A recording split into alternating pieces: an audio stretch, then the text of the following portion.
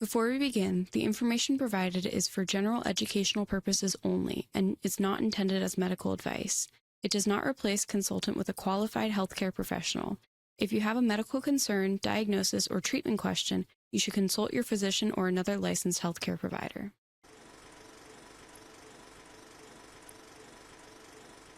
All right, our next person up, like I said, is Abby is in the house. How are you doing, Abby? You doing okay? I'm doing great. Thank you. Awesome. Thanks for having me. Yeah, thanks for being here. So good to see you. We're just talking your way up in Oregon, right? I am. What is the temperature there anyway?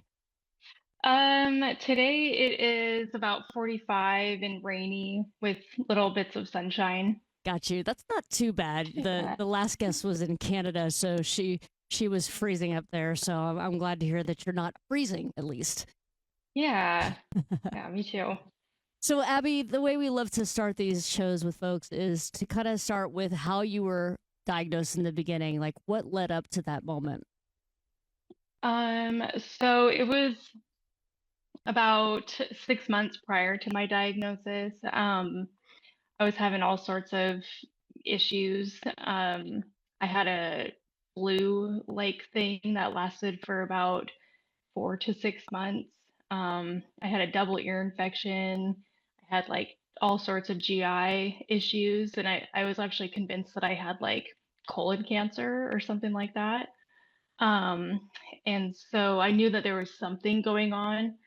Um, and then so that started in probably let's see, it probably started in maybe March where I started getting sick. And then that was March of 2023.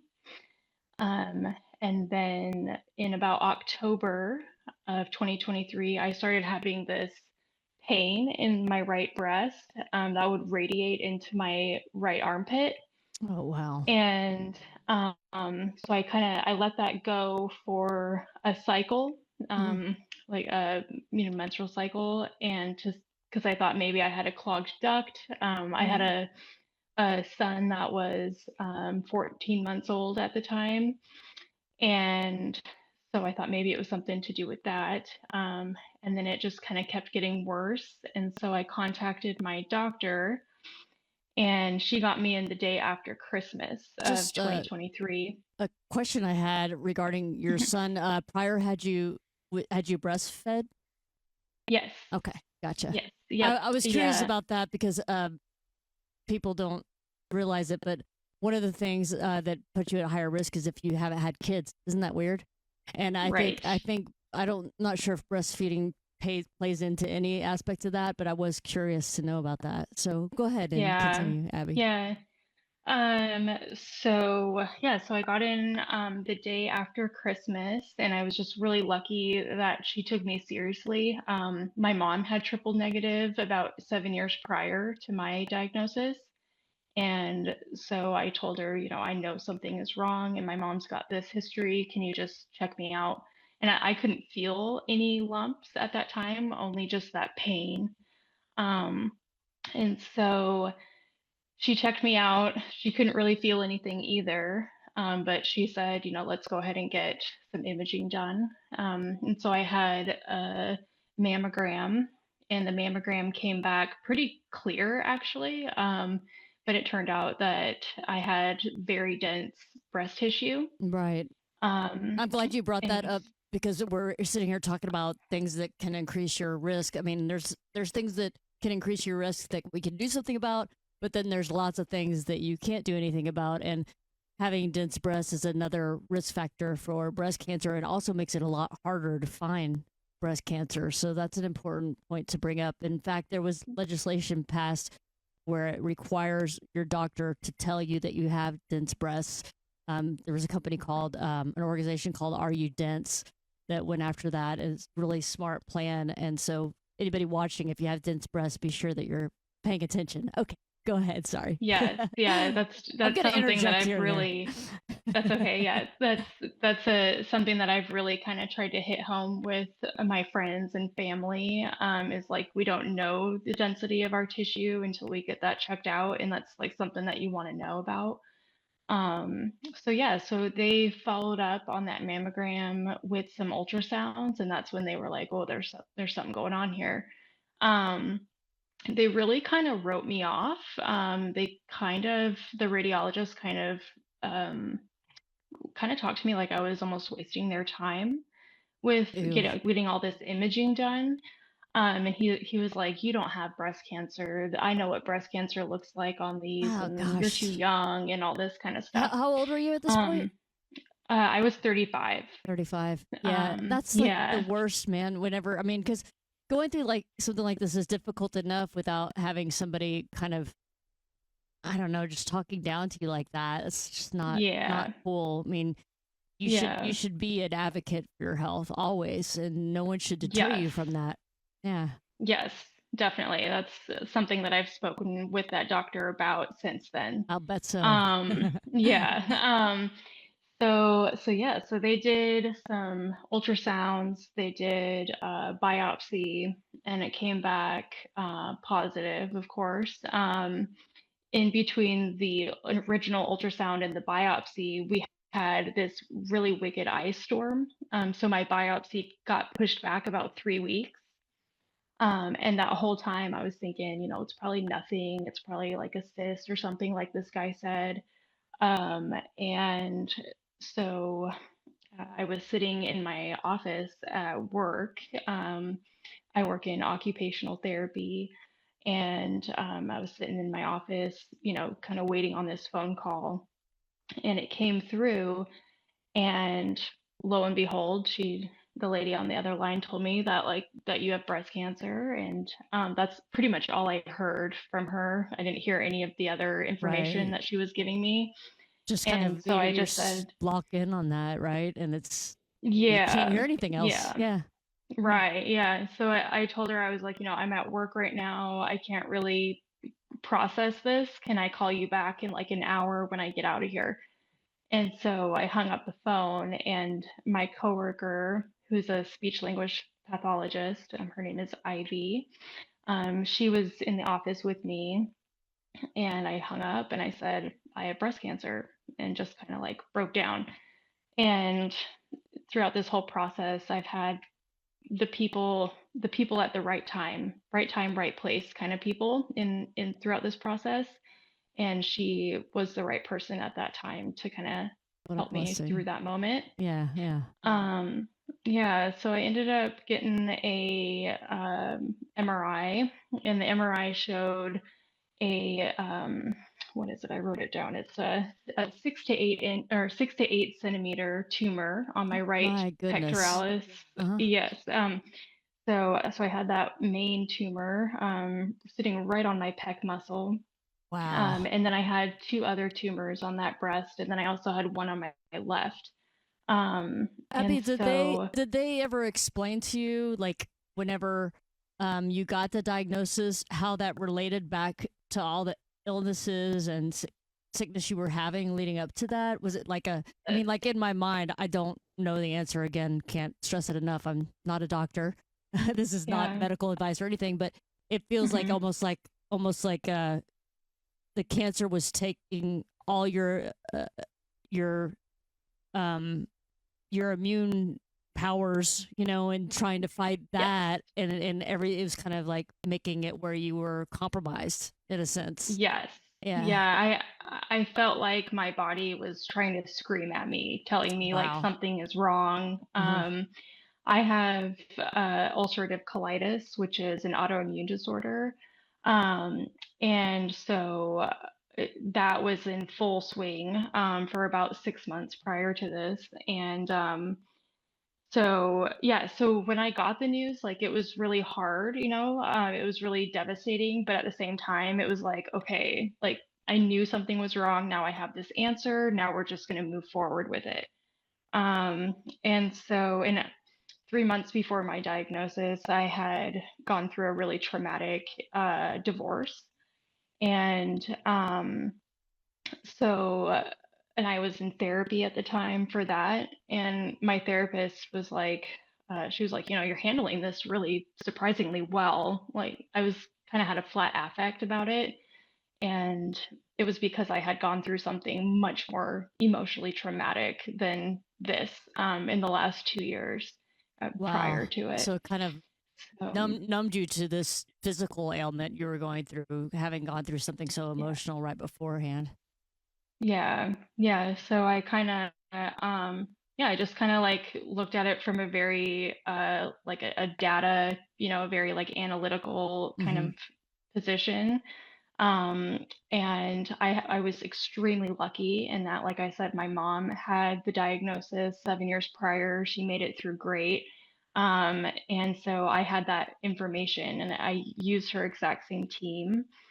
Well, Um, and it's so and cool that I, you actually already knew what triple negative breast cancer was and you had seen it yeah, firsthand. So maybe it wasn't as scary as it could be for someone else, especially having seen her go through it and come out the other side good. yeah, How old was yeah. she when she was diagnosed? Do you know?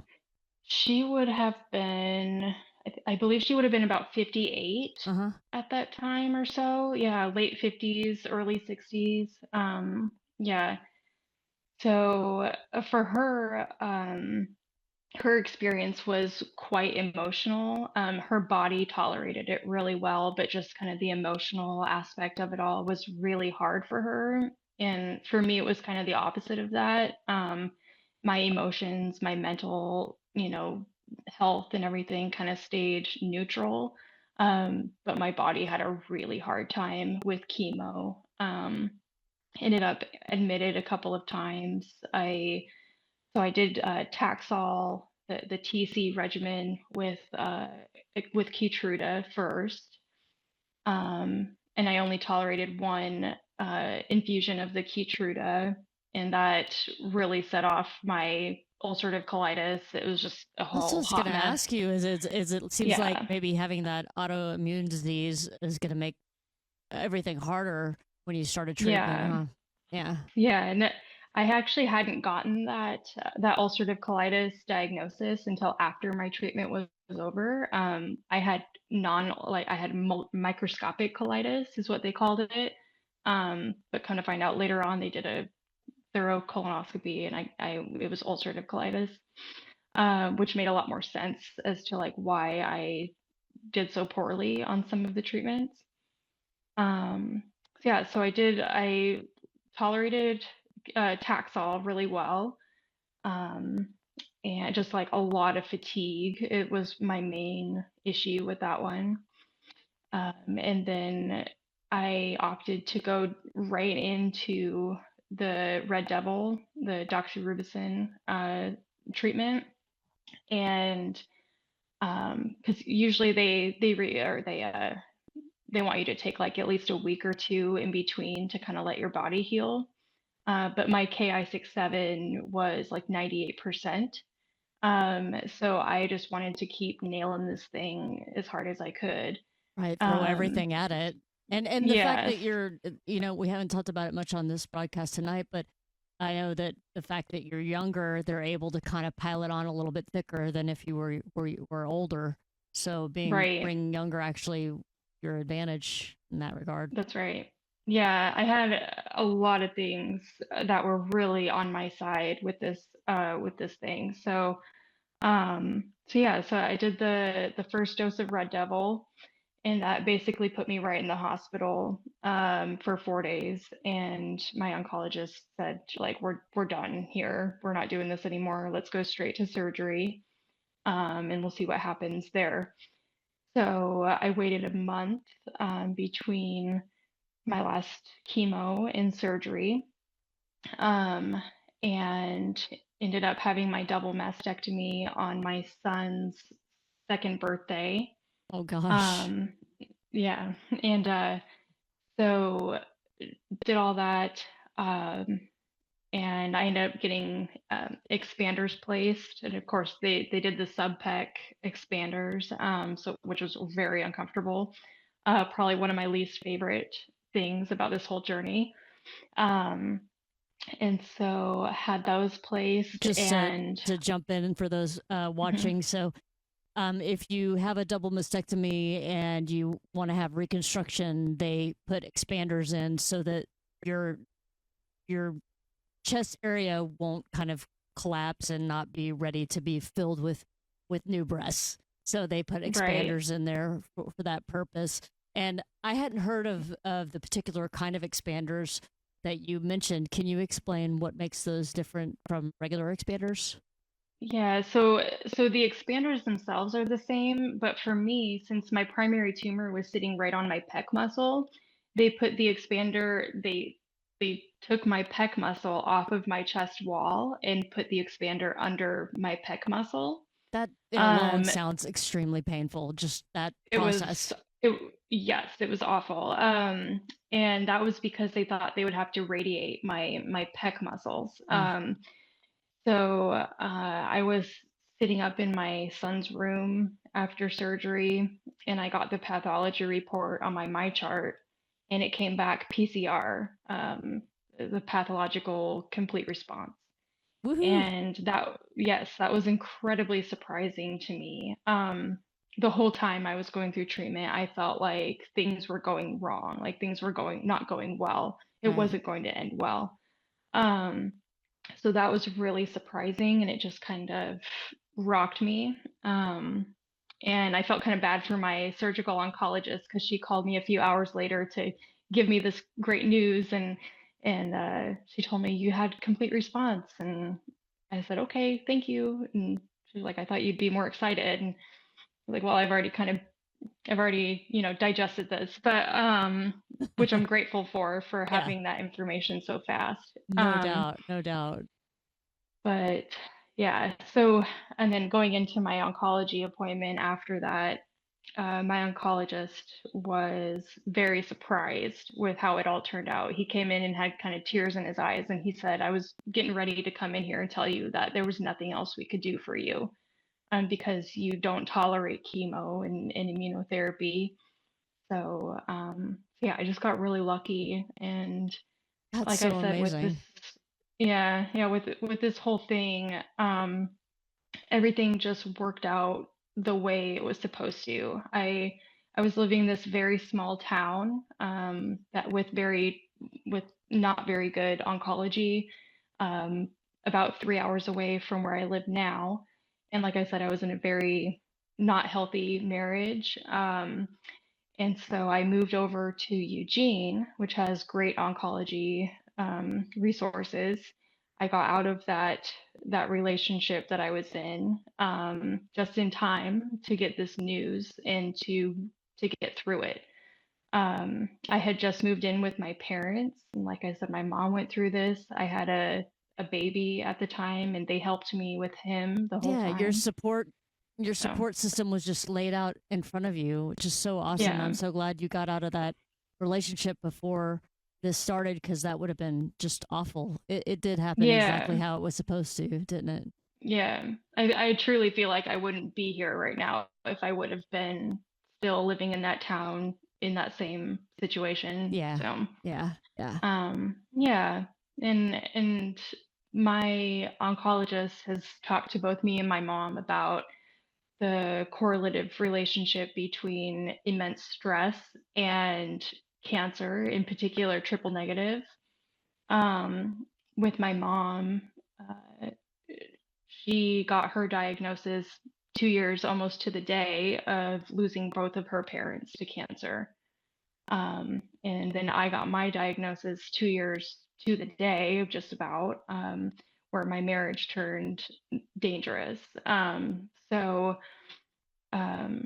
yeah, just the now my life is, I kind of center it around reducing stress.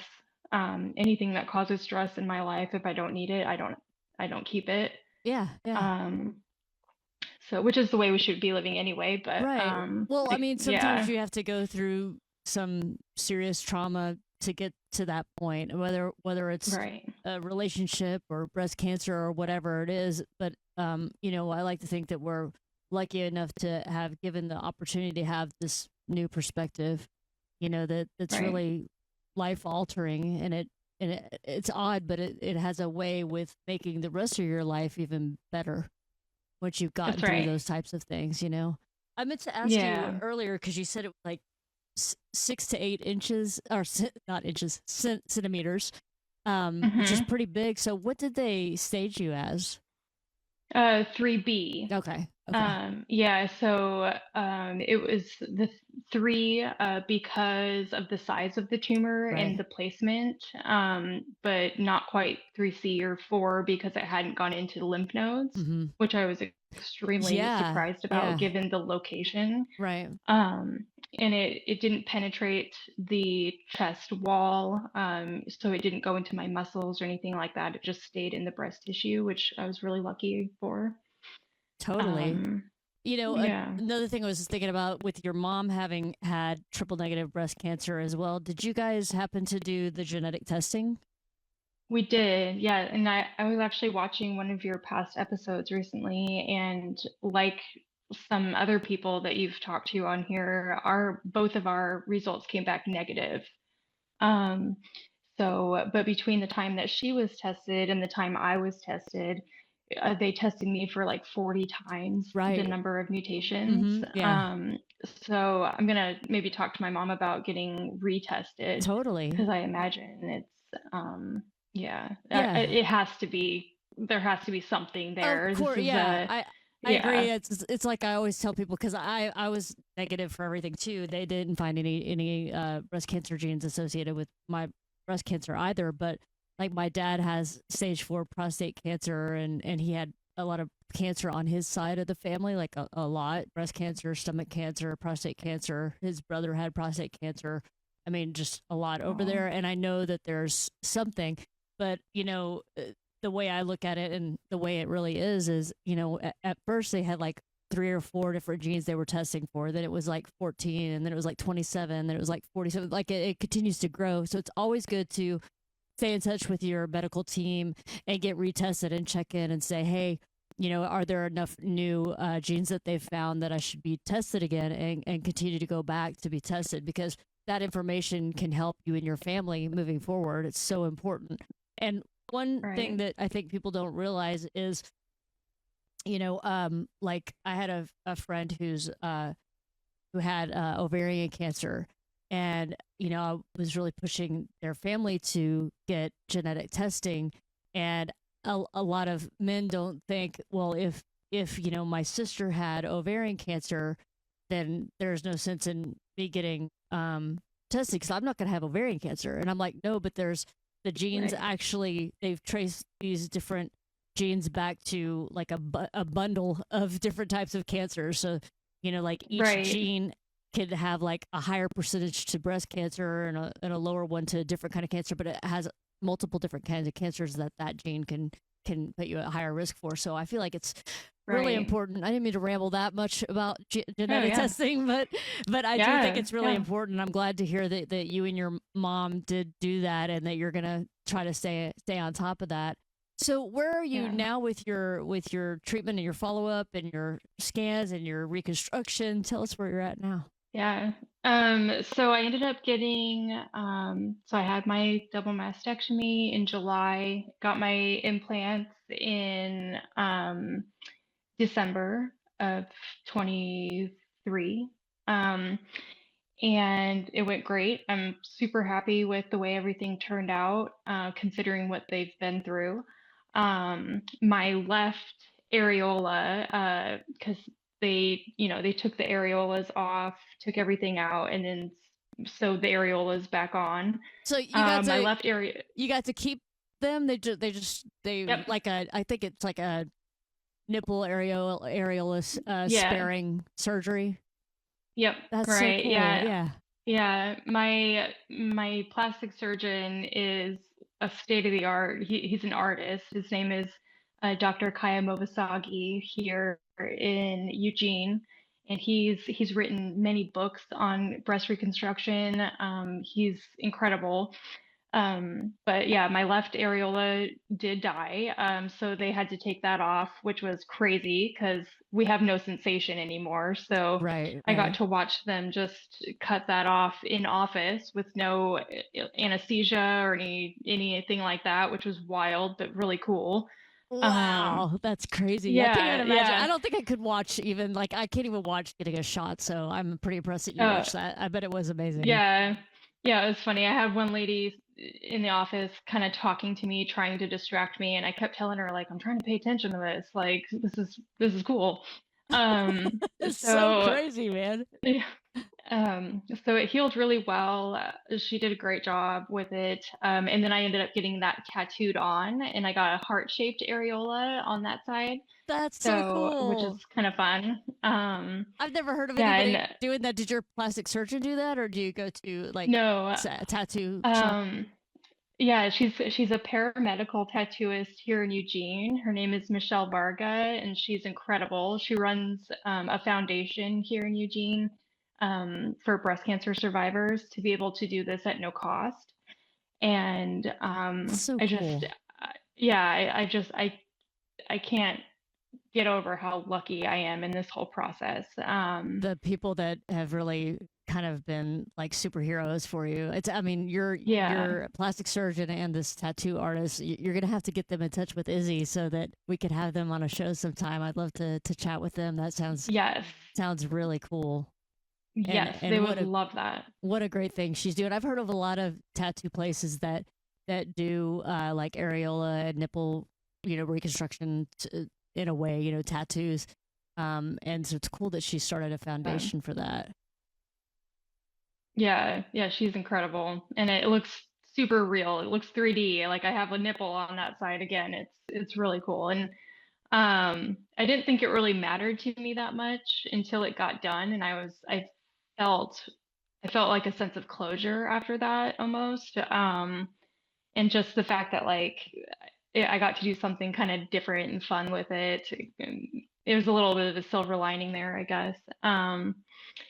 So yeah, the loss of like sensation and function of my breasts at such a young age was one of the most devastating aspects of this whole thing. Yeah, I think a lot of people You don't know, realize that too. Once you have a double mastectomy, you just basically lose all that feeling. I haven't met anybody yet that has regained that feeling or the nerves come back or anything yeah, like that. I mean, I didn't have reconstruction. I still can't feel, where my breasts were. It's still just numb. And again, I don't think that's something that people realize when you get that reconstruction. It's not like, hey, I've got my breast back with full sensation. It's not that at right. all. Yeah, yeah. Yeah, yeah. I had a nurse one time, one of my oncology nurses, she kind of offhandedly, she said, "Well, at least you got a free boob job out of it." And I hear that all that the really time, and I'm like, like, I'm like, okay, yeah, I was like really kind of angry about that for a while, but I understood like she was trying to make me feel better, make the right, situation lighter, but it kind of stuck with me because I was 35 and I thought I right, might want to have another baby at some point. right. That was really sad, but I'm over it now, for the most part. So Yeah, I'm the over it now. toddler years have done that to me. So yeah. It's uh, like when you first have your see. I don't have any kids, so it's for me. It's like when you have your first puppy. You're like, I'm just gonna get, older dogs from now on. yes, Right. exactly. Yeah.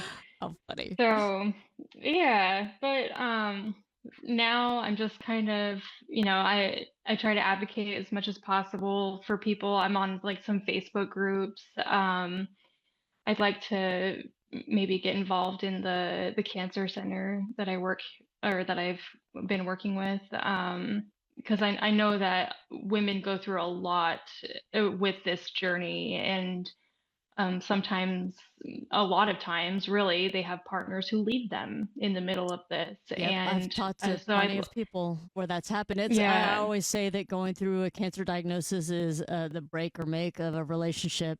It's true that's right. because Yeah, my relationship we broke up a year after I finished treatment. So I mean yeah, it's super common. It's got to have a really strong relationship to get through that. yes, definitely. Yeah. So I'd like to get involved in that kind of way to try to be a support to those women in particular. Haven't quite figured out exactly how to go about doing that. have a 3-year-old and 2 jobs, so I'm kind of still figuring that out. But Yeah. I mean, yeah, I love that concept, Abby. We span out to a lot of different areas, and I'd love to chat with you more about that. We've really gotten into a lot more about informing people about triple negative breast cancer, obviously for 13 years, and more recently, metastatic breast cancer is something we've really gotten into, and different types of support. I think there is a real opportunity there to help people who are going through breast cancer and then a loss of a significant other. I think that's a real, unfortunately, there's a real need there. I think, you know, yes, that's super yeah, powerful. I'd definitely. love to chat with you about it. Maybe we could come up with something together. Work from That'd be home, cool. virtual thing, man. You're in Oregon. Yeah, yeah, for sure. Give me a reason to travel out there again sometime. Definitely, definitely. We got an Airbnb here for you. Oh, sweet. Excellent. I'm on my way. Well, cool, man. I just realized the time. We're right at time at the moment. And, I mean to ask this of every guest that we have on, but I wonder if you could give us, like, if you could just tell us one thing that you took away from this that you felt was good. Like, what was something good that Yeah. you took away from this journey? That I'm stronger than I knew I was. In the, I kind of always considered myself like a meek, mild type of person, but kind of sitting back from a third person view on how I handled all of this, I'm actually something I'm really proud of. And it's something that I have taken into other areas of my life as far as advocating for myself and trying to make my life a happier, less stressful, and just meaningful experience. So, I love yeah. that. That's totally powerful. Abby, I don't want to miss a couple people did say a few things while we're talking today. Amy, who was on earlier, says, thanks for touching on the emotional aspect, Abby. That part has me a mess post treatment. So, Amy, hopefully we can all stay in touch together. And then also, Amy said, I would love to hear what you learned about the stress correlation, Abby. Yes. Yeah, so I think it might be that Amy and Abby and I are all in some of the same triple negative breast cancer support groups. So let's be sure to all stay in touch. Abby, you don't know how to reach Yeah. Amy, let me know, and we can hook you guys up together and make sure that we all stay in touch. And hope to have you guys on again at some point or another. And please keep us informed of how you're doing. And I really appreciate your time today and sharing your story. I know it's going to inspire a lot of people. I will for sure. Thank you so much for having You, me. you bet. Have a great night. You too. Bye. Bye. All right, everybody. That was Abby. So cool, man. I'm telling you, these ladies are just super rock stars, and I'm so honored to have them on tonight. Be able to share with you guys about triple negative breast cancer. And we have Carolina is coming up here next, and then around 9:15 Central Time, we'll have Dr. Erica Hamilton from Sarah Cannon Research Institute in Nashville, Tennessee. So be sure to have your questions and comments ready for that. I just saw something come through. I want to say hello to Kate, Courtney, or Courtesy. Courtesy? It's not Courtney, it's Courtesy, it looks like. Thanks for being here. Amy's in the house. She says, I'm sorry that nurse said that to you. Yes, I agree with that, Amy. It's terrible. That's one of the things we were talking about earlier is how important having a great medical team that you can trust is. And, if you're with a team that you don't have confidence in or you're not comfortable with, it's always great to get a second opinion and see if you can get your team kind of settled around because it's just such an important, really, it's like a lifeline. So it's very important to have a great team around you during those times. Kate's in the house. What's up, Kate? Thanks for watching. Doreen is here. What's going on, Doreen? Thanks for being here. All right, guys, just to remind you again, please share out this broadcast. It's one thing that you can do that doesn't cost a dime, and it helps spread awareness about triple negative breast cancer that we're talking about tonight. Again, triple negative breast cancer is more rare and aggressive. It affects only about 10 to 15% of those people diagnosed with breast cancer. It is more common in women under the age of 50 and more prevalent in Black women as well. So just a few of those triple negative breast cancer facts there. We also have a great resource for you guys, the Triple Negative Breast Cancer Foundation. Love those guys. I've been in touch with those folks for the past 13 years. Love them so much. They've got all the information you would ever need. Having a diagnosis of triple negative breast cancer is definitely scary, so be sure to make yourself informed. And knowledge is power, right?